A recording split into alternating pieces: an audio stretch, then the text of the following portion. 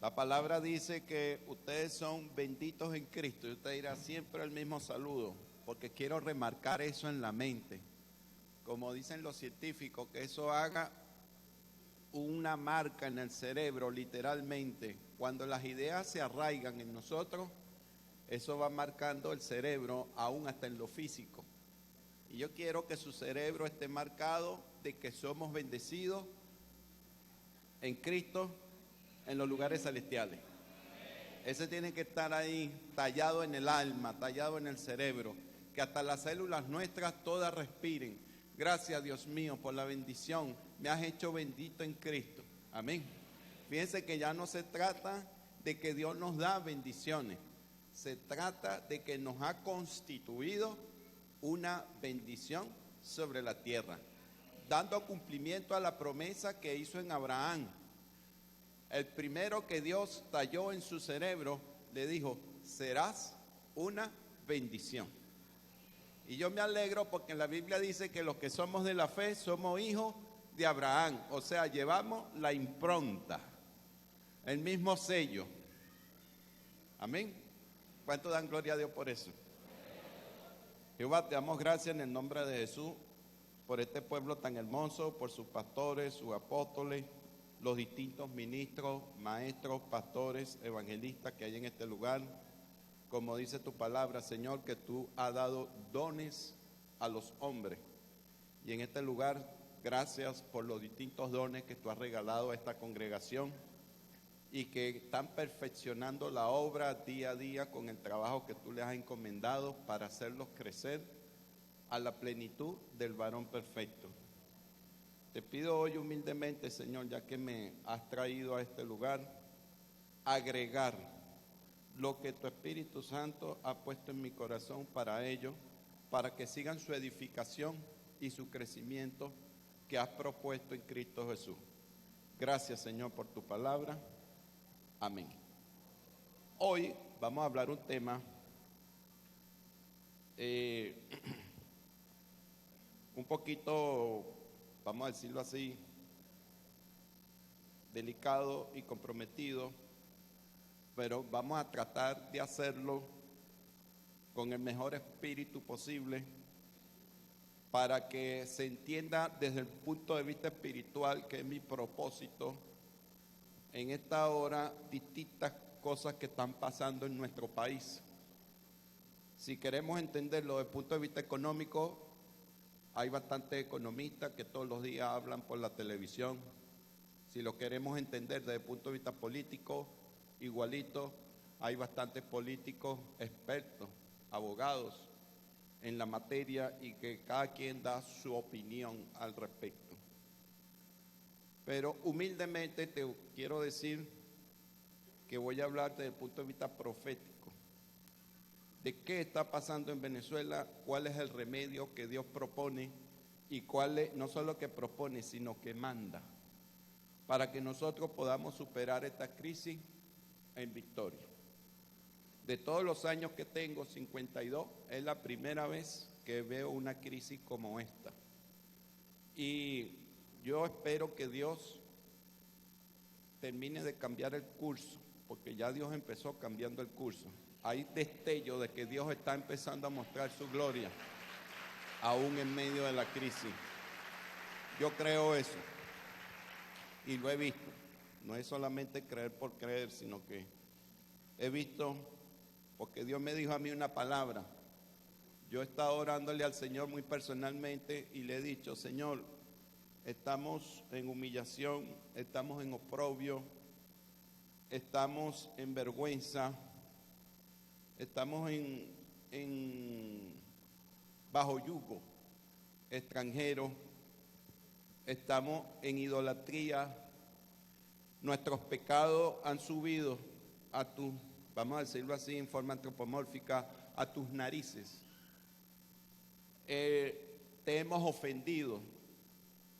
Nuestros padres, es decir, los presidentes anteriores, todos los gobiernos, toda la élite, todos los que tienen voz de mando, han ofendido a Dios, inclusive han llegado a la plenitud en nuestra generación. Y usted dirá, ¿qué me dijo Dios? Dios una oportunidad me mostró Isaías capítulo 3. Vamos a abrir Isaías capítulo 3. ¿Cuántos tienen Biblia? Ok, el que no la trajo por alguna circunstancia o no la tenga, no se preocupe, trate de pegarse, unirse al hermano que está a su lado. Y esta profecía me la dio el Señor hace aproximadamente de 1 a 2 años. Me recuerdo que unos hermanos me preguntaron, ¿cómo ves tú a Venezuela? ¿Cuál es la palabra profética para Venezuela?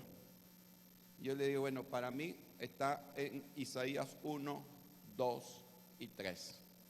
Yo voy a tratar, en el tiempo que me corresponde, de ser preciso, porque esto es para largo, pero yo sé que Dios nos da la sabiduría y en inteligencia vamos a hacerlo en un tiempo prudencial y que usted salga edificado con la certeza que ya tiene en su espíritu de que vamos a salir de esto.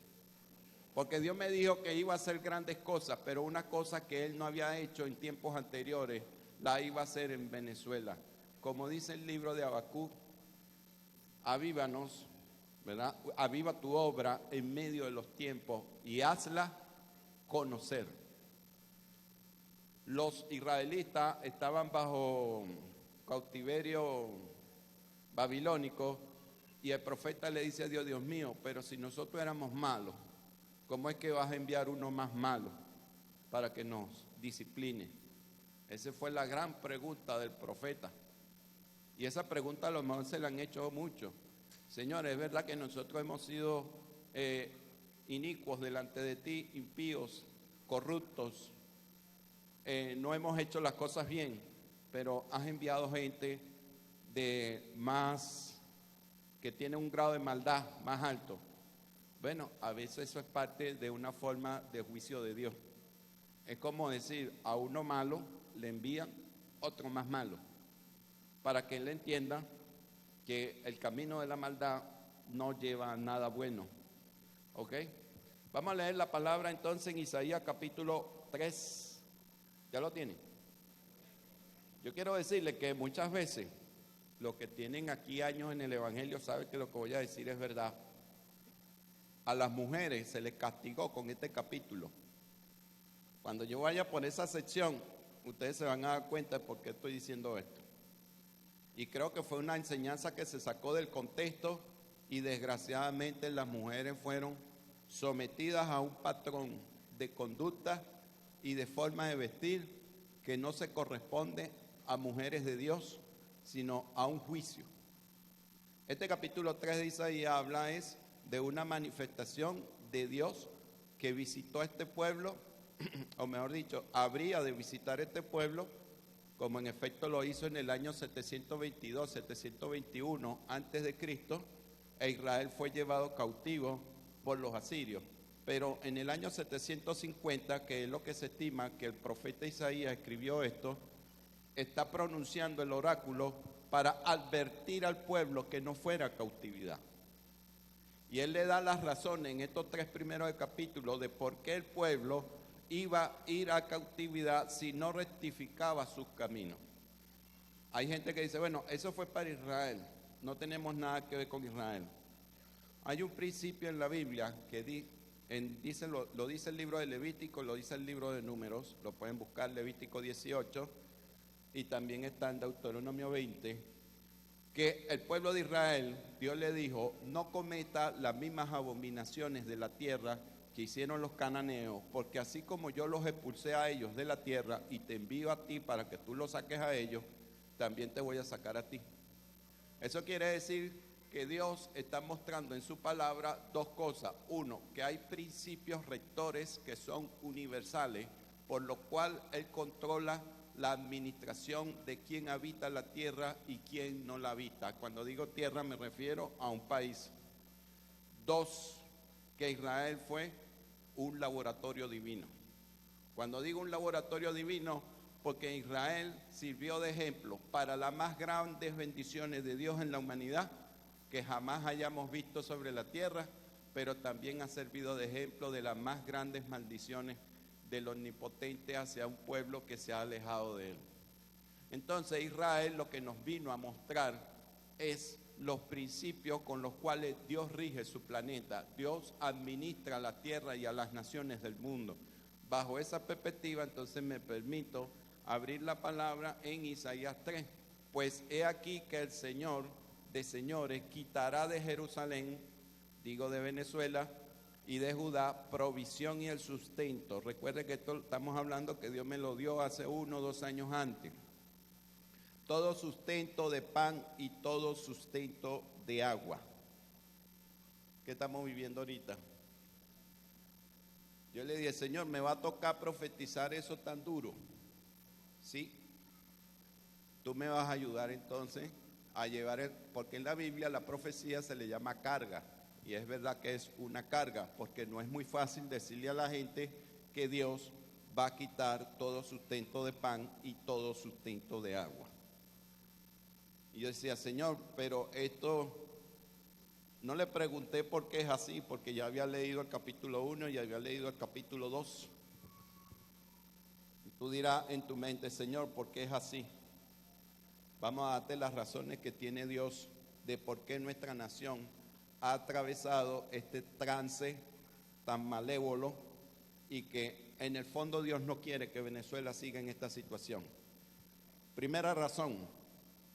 Hay nación pecadora, pueblo cargado de iniquidad, descendencia de malhechores, hijos de corruptos.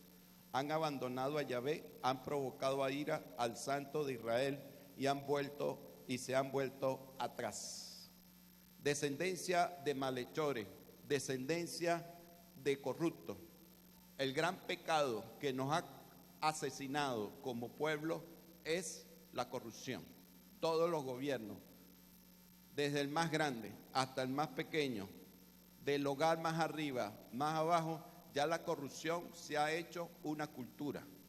La gente dice, se desaparece la harina, se desaparece el agua, se desaparece el pan, se desaparece la leche. Usted se da cuenta que eso no solo ha sido este gobierno, eso ha sido inclusive desde cuando Caldera, Carlos Andrés, aquí ha llegado a escasear hasta las caraotas, aquí ha llegado a escasear la leche, me recuerdo también el vaso escolar. ¿Por qué se echaron a perder todos esos programas sociales?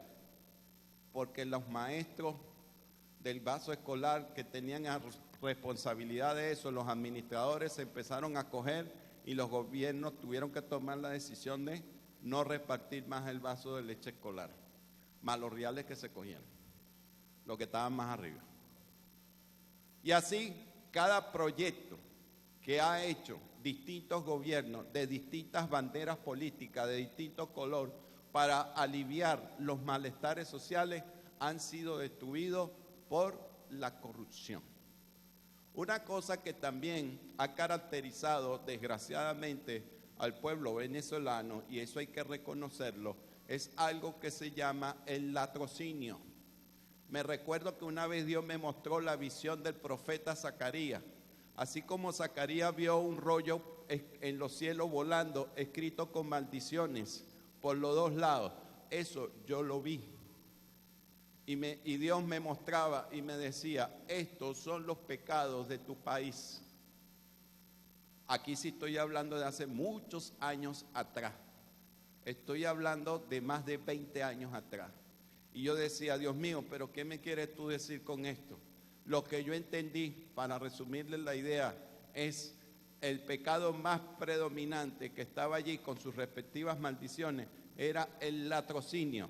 Y ahora entiendo el porqué. Después de 20 años. Esa profecía me la dio Dios hace más de 20 años, mostrándome las cosas del país. Y ahora entiendo que el latrocinio ha ido carcomiendo las bases de nuestro país. ¿Por qué? La gente llega tarde, se roba los minutos en su trabajo, se roba los materiales de su trabajo, se trae los materiales, las pinzas, las grapas, las hojas. Eso es parte del latrocinio, eso es parte de la corrupción.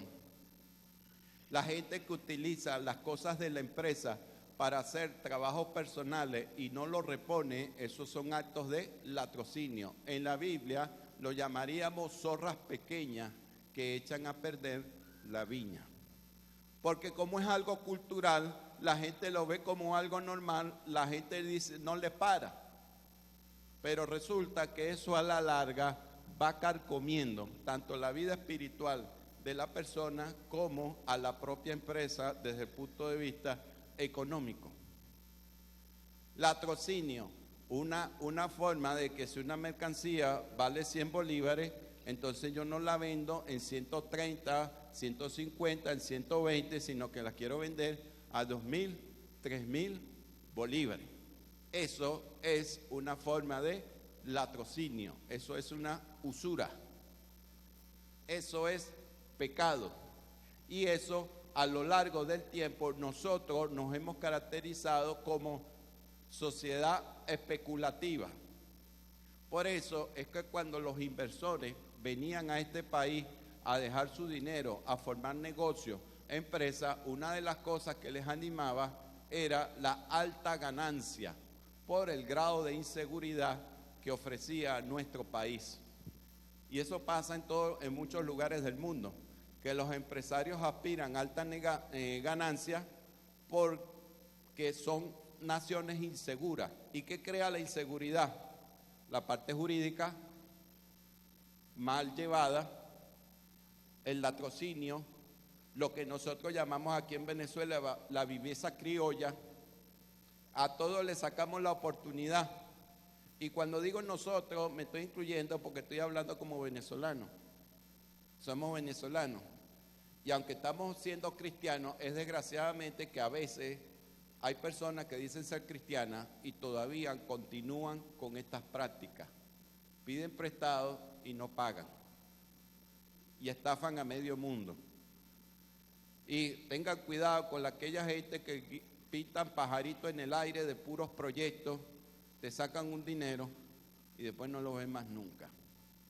Los proyectos fantasmas, esos son practicantes del latrocinio. Este tipo de cosas ha llevado al país, es una de las causas. Desde la planta del pie, dice el profeta Isaías en el capítulo 1, verso 6, hasta la cabeza, no hay en ella parte sana, sino heridas, lastimaduras, hinchazones, tumorosas, no han sido curadas ni vendadas, ni suavizadas con aceite. Está hablando de la lepra. Está diciendo que hay una lepra general de la cabeza hasta los pies. En otras palabras, es una sociedad corrupta, llena de pecado. Y usted nota que la corrupción está en todos los niveles. Me recuerdo que en una oportunidad me tocó hacer una preparación de clase para la universidad y me dieron una materia para que la dictara llamada ética. Y uno de los temas que me llamó la atención fue la corrupción, porque empecé a investigar sobre eso. Y el autor planteaba de que Venezuela tenía el germen de la corrupción no de la época contemporánea, sino desde la época de Simón Bolívar. Y él proponía que a los corruptos, a los ladrones de la administración pública, los fusilaran. Ese era el remedio que él daba para su época. ¿Ok? Ya ahorita se maneja de otra manera.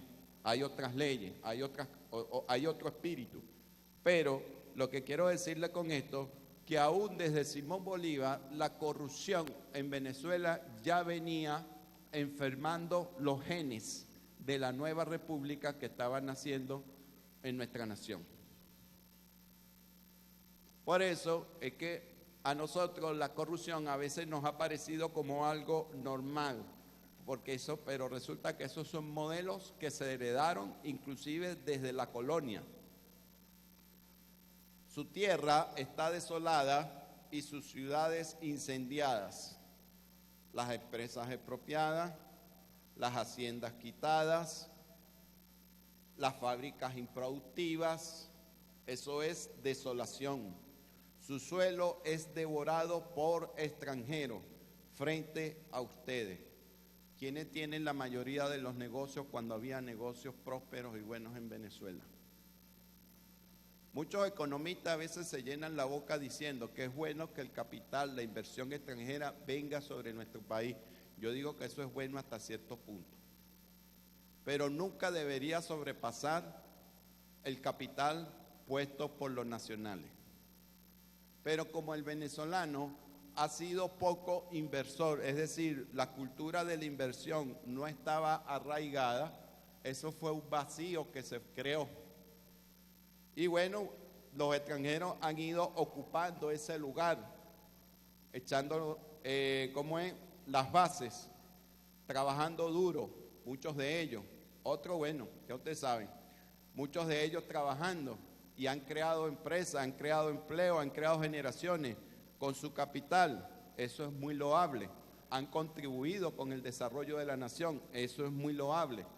Pero está también la otra parte de los que han venido a corromper la tierra con bares, prostitución, droga, enseñándole a la gente que era más fácil ganar dinero que estudiar.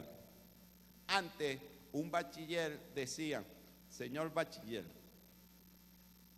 los que firmaron en el acta de la independencia, Manuel Plácido Maneiro de Margarita, bachiller, y estaba ahí firmando en el acta.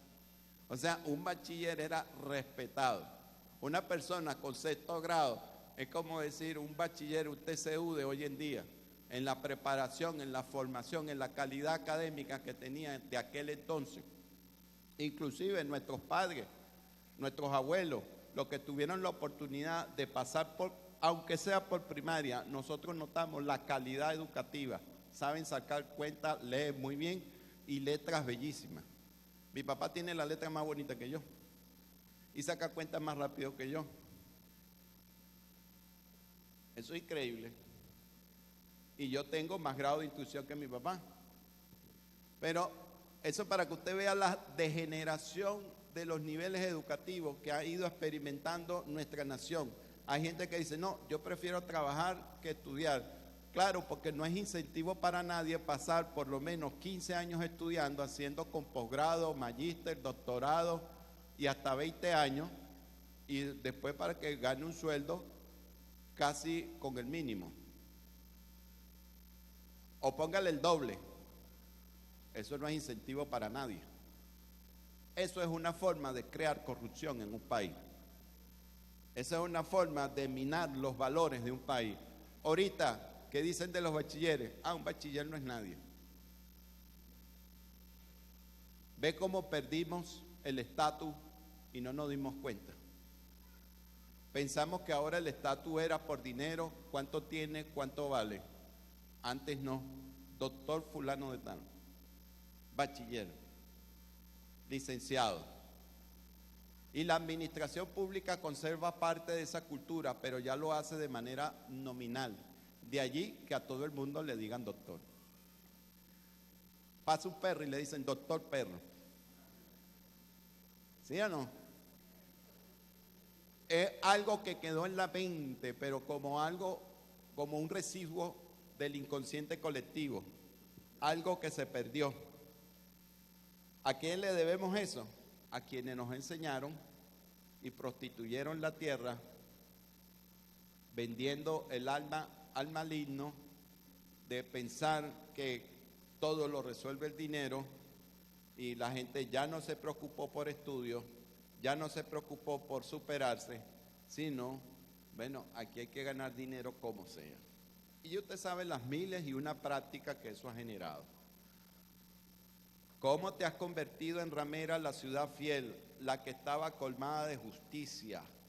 En ella moraba el derecho, pero ahora homicidas. Es necesario que explique esto. Yo creo que está muy evidente, ¿verdad? Los tribunales, eso era un respeto. La gente entraba allí, eso era un lugar de respeto. La Asamblea Nacional iba a legislar, eso es un lugar. Ahora se ha vuelto un ring de boxeo, un espectáculo para el mundo. Y usted dirá, bueno, pero es que se ha pasado en España, eso ha pasado en otros parlamentos. No me importa en lo que pase en otro país, lo que me importa es que mi país ha estado perdiendo el respeto, el prestigio, el estatus que en un momento Dios le dio. La dignidad. Usted veía a un parlamentario y para meterse con un diputado lo pensaba 2 y 3 veces porque inmediatamente iba preso. Ahorita no, ahorita se caen a golpe. Eso no puede ser. La democracia, que nosotros como régimen político, las ideas se discutían, se negociaban, se llegaba a un acuerdo. Ahora la gente quiere irse a los puños y arreglar todo por la violencia. Señores, hemos perdido la bendición de Dios de tanto que ha costado ganarnos el respeto entre nosotros mismos y la comunidad internacional. Si una de las cosas que yo le doy gracias a Dios por el pueblo venezolano, nosotros como venezolanos, es la siguiente. Mire, desde hace tiempo, desde hace unos cuantos años, y voy a decir esto con toda la responsabilidad, aquí está programada una guerra civil para que nos matemos en masa unos a otros. Y eso tú lo que tienes que hacer es la lectura de los hechos para darte cuenta que eso es así y ver los medios de comunicación. No puede ser ciego, pero el pueblo venezolano, gracias a Dios, siempre ha conservado la paz en medio de la tormenta. Si han habido unos que otros muertos, no digo que no, pero no se le ha dado gusto al maligno de matarnos uno a otro de forma deliberada. Ese odio ancestral que se está sembrando, que se está despertando, no podemos permitir que el diablo nos robe la hermandad como venezolanos. ¿Cuánto damos gloria al Señor por eso? Por la hermandad, no por la matazón. A mí no me importa qué color tú eres, no me importa. Pero yo te hablo en el nombre del Señor con los siguientes principios. Usted sabe por qué a veces la guerra espiritual no funciona por el país. Usted sabe por qué a veces los sermones de oraciones, los encuentros de oraciones que se hacen, sus resultados son como muy lentos. ¿Por qué no se progresa más rápido? Sencillito. Hay una razón clave para eso. La Biblia dice que si dos estuvieran de acuerdo, ¿verdad?, y le pidieran a Dios sobre algún asunto, lo que eso se ate en la tierra habrá sido desatado en el cielo. Eso es lo que dice en el griego. Habrá sido. ¿Qué quiere decir esta expresión? Estar de acuerdo. En el griego es sinfonía.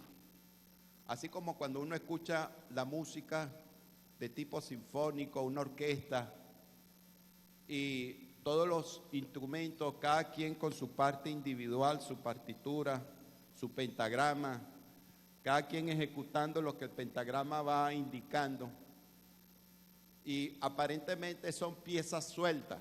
Si usted separa los instrumentos, son piezas como que cada uno va por un lado, pero cuando se ensamblan, uno dice, wow, qué melodía tan hermosa.